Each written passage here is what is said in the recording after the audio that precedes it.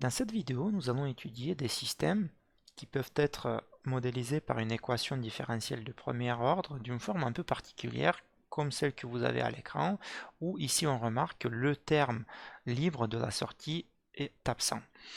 Ce type d'équation peut être représentatif, par exemple, des systèmes comme un réservoir, le remplissage d'un réservoir, où vous avez un débit Qin de liquide qui va rentrer dans le réservoir, et on voudrait déterminer l'évolution de la hauteur du liquide dans le réservoir dans le temps sous l'effet du débit Qin. Dans la pratique, vous pouvez avoir ce type de système où, par exemple, le plus souvent, vous avez des réservoirs qui ont également un débit qui sort et vous avez des connexions de ce type de réservoir en série ou en parallèle entre eux, par exemple dans l'industrie agroalimentaire, chimique ou pétrochimique. Mais ici, pour simplifier les choses, on va considérer que le robinet est fermé et donc que le débit de sortie est nul. Dans ce cas-là, on aura uniquement le débit d'entrée et on voudrait déterminer l'évolution de la sortie, qui est la hauteur du liquide en fonction de ce débit d'entrée. On va considérer également que la section de ce réservoir est régulière, elle est identique sur toute la hauteur du réservoir. Dans ce cas-là, on pourrait décrire le comportement dynamique du liquide dans le réservoir de la façon suivante. En fait, on va déterminer le bilan massique et en fait, on pourrait dire que l'évolution de la quantité de liquide à l'intérieur du réservoir est égale au débit qui entre. Donc la dérivée de la masse du liquide dans le réservoir est en fait égale au débit entrant. Maintenant, la masse, elle peut être vue comme étant la densité multipliée par le volume, et le volume, quant à lui, peut être vu comme étant la surface ou la section du réservoir multipliée par la hauteur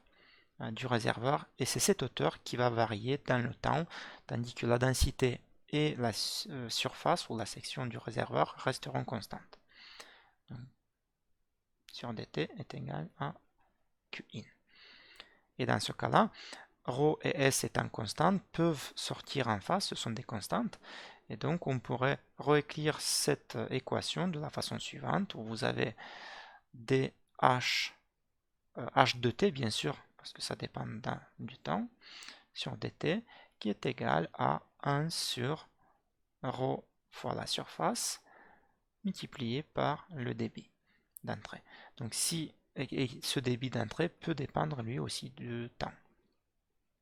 Donc si on considère que la sortie c'est notre hauteur du liquide et l'entrée c'est le débit, en fait cette équation est exactement identique à celle que vous avez ici. Cette équation que vous avez ici peut être passée dans le domaine de Laplace en appliquant la transformée de Laplace, et en considérant que les conditions initiales sont nulles, on aboutit à une expression où, si je reprends ici donc l'expression y dérivée est égale à k fois u, où y est la sortie et u est l'entrée, en considérant des conditions initiales nulles et en appliquant la transformée de Laplace, on aura que p fois y de p est égal à k fois u de p. Et donc, comme la fonction de transfert f de p par définition est le ratio entre la transformée de Laplace de la sortie sur la transformée de Laplace de l'entrée, la fonction de transfert qu'on obtiendra sera égale à k divisé par p.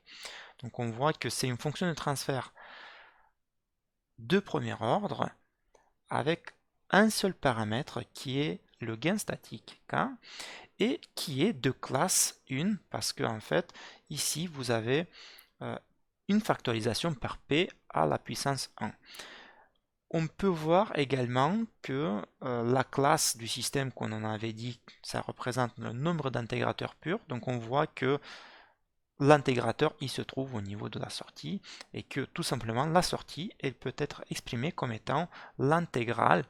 de l'entrée multipliée par un coefficient. En soi, l'analyse de cette fonction de transfert n'est pas très intéressante ou on ne gagne pas beaucoup à la faire dans le domaine de la place par rapport à un domaine temporel, parce que dans le domaine temporel, on peut le faire aussi bien et aussi simplement, c'est tout simplement l'intégrale, la sortie est l'intégrale de k fois u, mais cette partie ou cette partie de la fonction de transfert peut intervenir parfois dans la composition d'une fonction de transfert plus complexe et à ce moment-là, elle prend tout son intérêt. Donc ici, on va se contenter à étudier cette fraction ou cette partie de la fonction de transfert qui en soi n'est pas intéressante, mais quand elle interviendra dans la composition d'autres fonctions de transfert, on saura comment est-ce qu'il faut la traiter. Si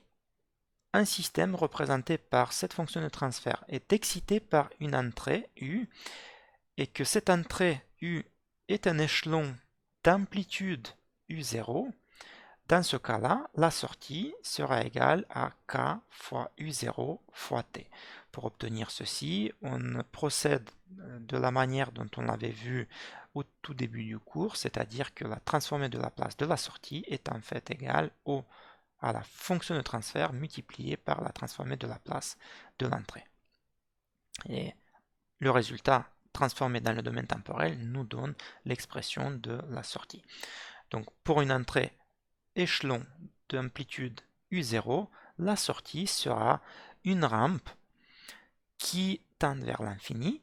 lorsque le temps tend vers l'infini, et la pente de cette rampe sera égale à K fois U0. Donc on peut voir que ce système, représenté par cette fonction de transfert, est un système instable du point de vue de la définition de la stabilité externe.